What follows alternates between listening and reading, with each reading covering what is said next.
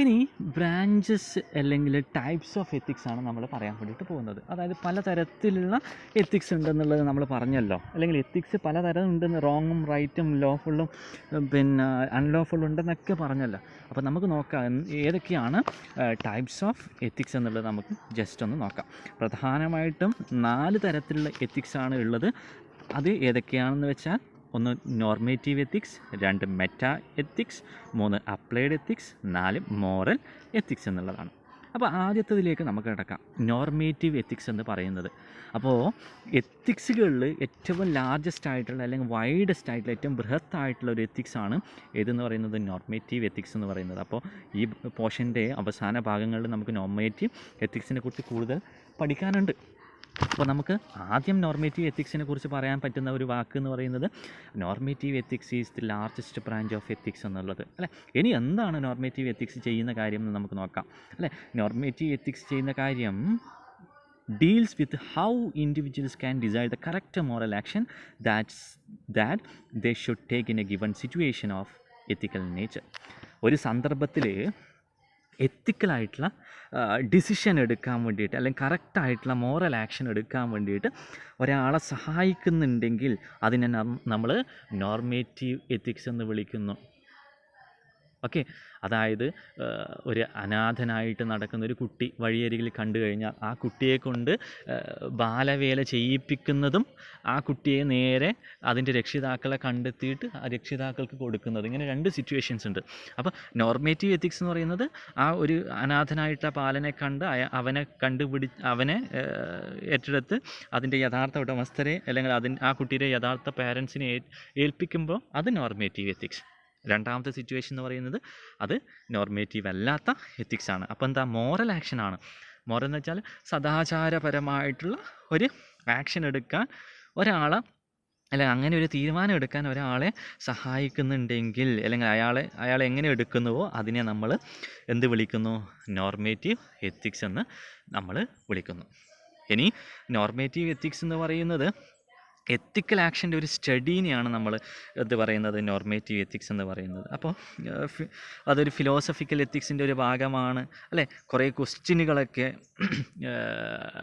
ക്വസ്റ്റ്യനുകൾക്കൊക്കെ ഉത്തരം കിട്ടാൻ നമ്മൾ ഉപയോഗിക്കുന്നത് ഈ നോർമേറ്റീവ് എത്തിക്സ് എന്നുള്ള ഒരു പോർഷനാണ്. ഇനി മെറ്റാ എത്തിക്സ് എന്നുള്ള രണ്ടാമത്തെ, അപ്പോൾ നമ്മൾ പറഞ്ഞു ബ്രാഞ്ചസ് ഓർ ടൈപ്സസ് ഓഫ് എത്തിക്സിൽ പ്രധാനമായിട്ടും 4 തരത്തിലുള്ള എത്തിക്സാണ് ഉള്ളതെന്ന് നമ്മൾ പറഞ്ഞു കഴിഞ്ഞു. അതിൽ ഒന്നാമത്തത് നമ്മൾ പറഞ്ഞു നോർമേറ്റീവ് എത്തിക്സ് അല്ലേ. രണ്ടാമത്തതാണ് പറയുന്നത് മെറ്റാ എത്തിക്സ് എന്ന് പറയുന്നത്. അപ്പോൾ മെറ്റാ എത്തിക്സ് എന്താണെന്ന് നോക്കാം. മെറ്റാ എത്തിക്സ് ചെയ്യുന്നത് എന്താണ്, what are the motives for acting ethically. What are the motives for acting ethically. അതായത് ഈ മെറ്റാ എത്തിക്സ് എന്ന് പറയുന്നത്, മെറ്റാ എത്തിക്സിൽ നമ്മളെന്താ ചെയ്യുന്നത്, ചില ചോദ്യങ്ങൾക്കുള്ള ഉത്തരമാണ് കൊടുക്കുന്നത്. എങ്ങനെയുള്ള ചോദ്യങ്ങൾ, എന്തുകൊണ്ട് നമ്മൾ എത്തിക്കലായിട്ട് നമ്മൾ ആക്ട് ചെയ്യാനുള്ള നമ്മുടെ പ്രചോദനം എന്താണ് അല്ലേ. അല്ലെങ്കിൽ ഇങ്ങനെ പറയാം, this branch seeks to understand the nature of ethical properties and judgements such as if true values can be found and the theory behind more principles. അതായത് മെറ്റാ എത്തിക്സിൽ പറയുന്നത് ഇത്രയേ ഉള്ളൂ. എന്താണെന്ന് വെച്ചാൽ ശരിയായ കാര്യങ്ങൾ നമ്മൾ കണ്ടെത്തുന്ന സമയത്ത് അതിൻ്റെ ബാക്കിൽ കുറേ പ്രിൻസിപ്പിൾസ് ഉണ്ടാകുമെന്നുള്ളത് ഒരു തത്വമാണ്. അതാണ് ഇതിൽ പറയുന്നത്, മെറ്റാ എത്തിക്സിൽ പറയുന്നത്. ഇനി അപ്ലൈഡ് എത്തിക്സ്. ഇപ്പോൾ നമ്മൾ പറയാം കോളേജ് ഓഫ് അപ്ലൈഡ് സയൻസ് എന്ന്. അപ്ലൈഡ് എന്ന് വെച്ചാൽ എന്താ, അപ്ലിക്കേഷൻ എന്ന് വെച്ചാൽ എന്താ, അത് നടപ്പിലാക്കുക എന്നുള്ളതാണ് വരുന്നത് അല്ലേ. അപ്പോൾ അപ്ലൈഡ് എത്തിക്സ് എന്ന് വെച്ചാൽ applying ethical theories developed by various philosophers in our daily life. ഇപ്പോൾ കുറേ എത്തിക്സുകൾ ഡെവലപ്പ് ചെയ്തിട്ടുണ്ട് ആര്, ഫിലോസഫേഴ്സ് അല്ലേ. പലതരത്തിലുള്ള പല ഫിലോസഫേഴ്സിനെ നമുക്കറിയാം. ആ ഫിലോസഫേഴ്സ് എന്ത് ചെയ്തിട്ടുണ്ട്, പല എത്തിക്കൽ തിയറീസും എഴുതിയിട്ടുണ്ട്. അപ്പോൾ ആ തിയറീസൊക്കെ നമ്മുടെ ജീവിതത്തിൽ ഡെയിലി ലൈഫിൽ നമ്മൾ അപ്ലൈ ചെയ്യുന്നുണ്ടെങ്കിൽ അതിനെയാണ് നമ്മൾ എന്ത് വിളിക്കുന്നത്, അപ്ലൈഡ് എത്തിക്സ് എന്ന് വിളിക്കുന്നത്. ഓക്കെ, എന്തിനെയാണ് അപ്ലൈഡ് എത്തിക്സ് എന്ന് വിളിക്കുന്നത്, അതായത് വിവിധ തരത്തിലുള്ള ഫിലോസഫേഴ്സ് ഉണ്ടാക്കിയിട്ടുള്ള എത്തിക്കൽ തിയറീസ് നമ്മളായിട്ടുള്ള ഹ്യൂമൻ ബീയിങ്സ് നമ്മുടെ ഡെയിലി ലൈഫിൽ അപ്ലൈ ചെയ്യുന്നുണ്ടെങ്കിൽ അതിനെയാണ് നമ്മൾ അപ്ലൈഡ് എത്തിക്സ് എന്ന് വിളിക്കുന്നത് അല്ലേ. അപ്പോൾ ഈ അപ്ലൈഡ് എത്തിക്സ് എന്ന് പറയുന്നത് ഒരു ഫിലോസഫിക്കൽ എക്സാമിനേഷനാണ് അല്ലേ.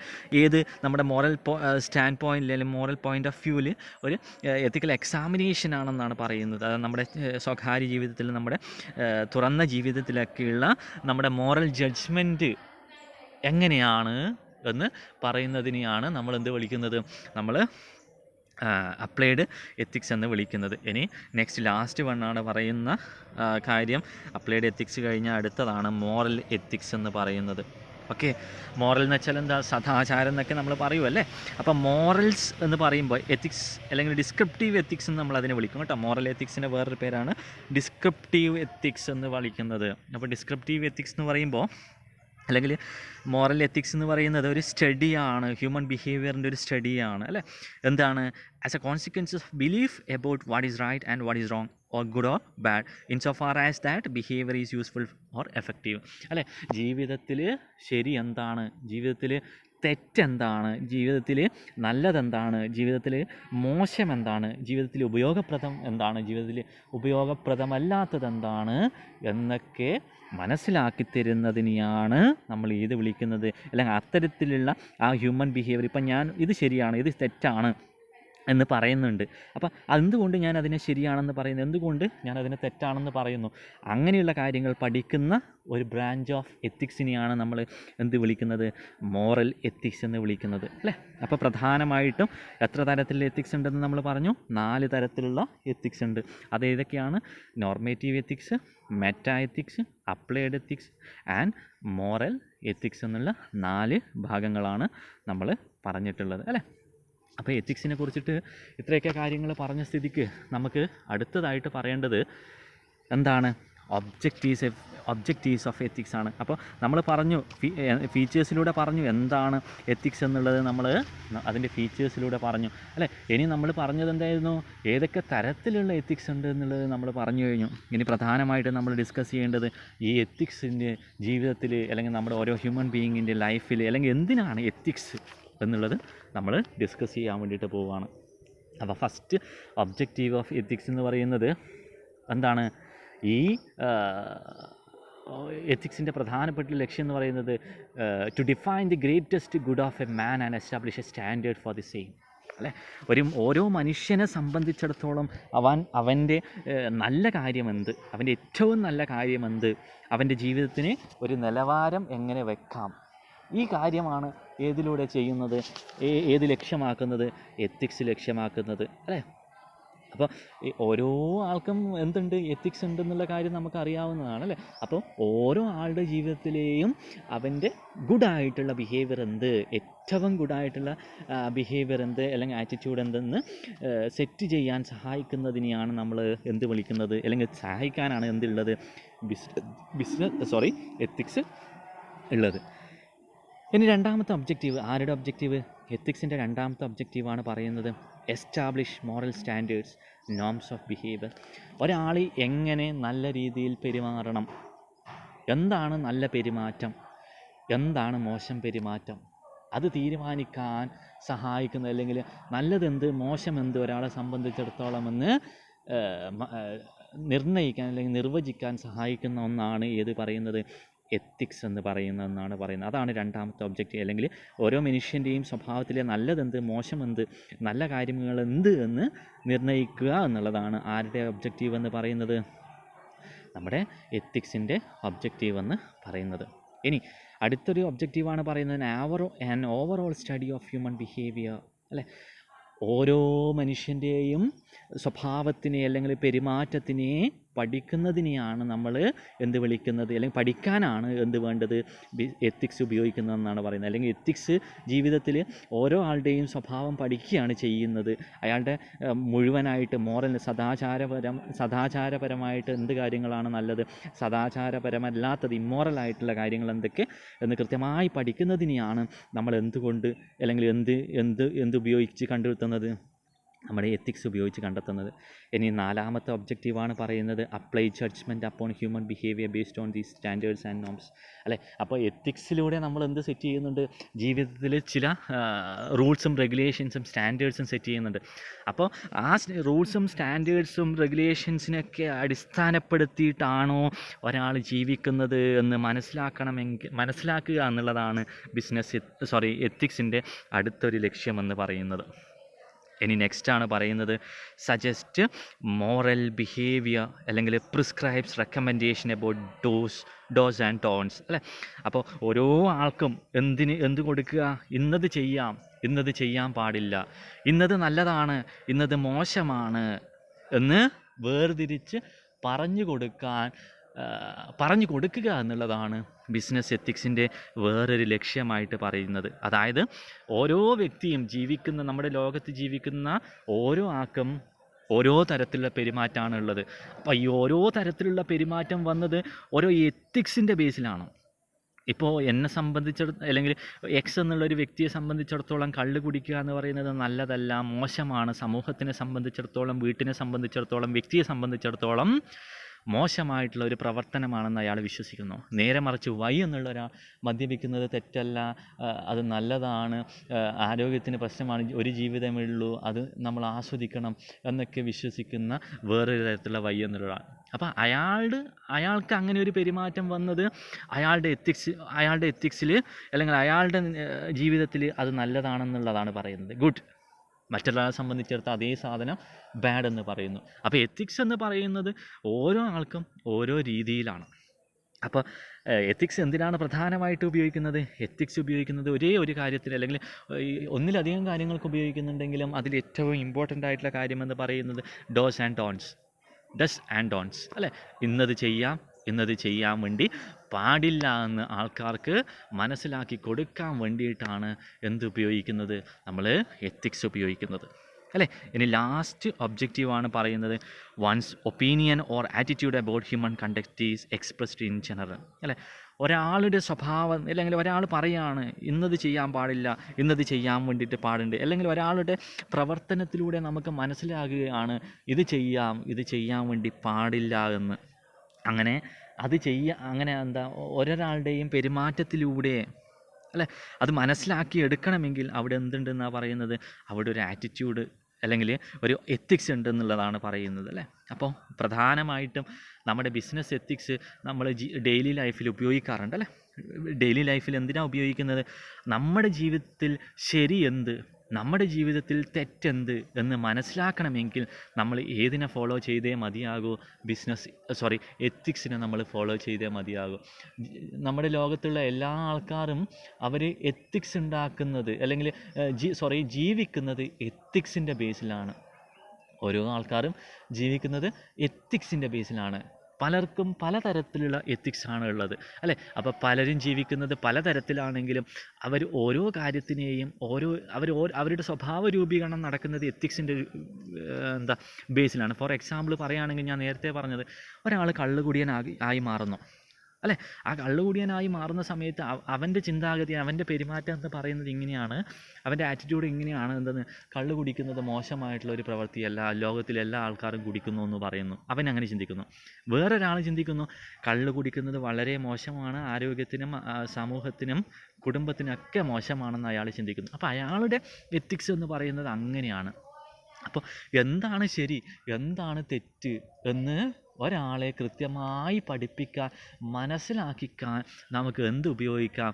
ബിസിനസ് എത്തിക്സ് ഉപയോഗിക്കാം. അപ്പോൾ ബിസിനസ് എത്തിക്സിൻ്റെ അടിസ്ഥാനത്തിലാണ് എത്തിക്സിൻ്റെ അടിസ്ഥാനത്തിലാണ് ചെയ്യുന്നത്, ഒരു കോഡ് ഓഫ് കണ്ടക്റ്റ് ഉണ്ടാക്കുന്നത് അല്ലെങ്കിൽ നമ്മുടെ ജീവിതം മുന്നോട്ട് പോകുന്നതെന്ന് നമുക്ക് മനസ്സിലാക്കാൻ വേണ്ടി പറ്റണം. അപ്പോൾ ഇത്രയൊക്കെയാണ് ഒബ്ജക്റ്റീവ്സ് ഓഫ് എത്തിക്സ് എന്ന് പറയുന്നത്.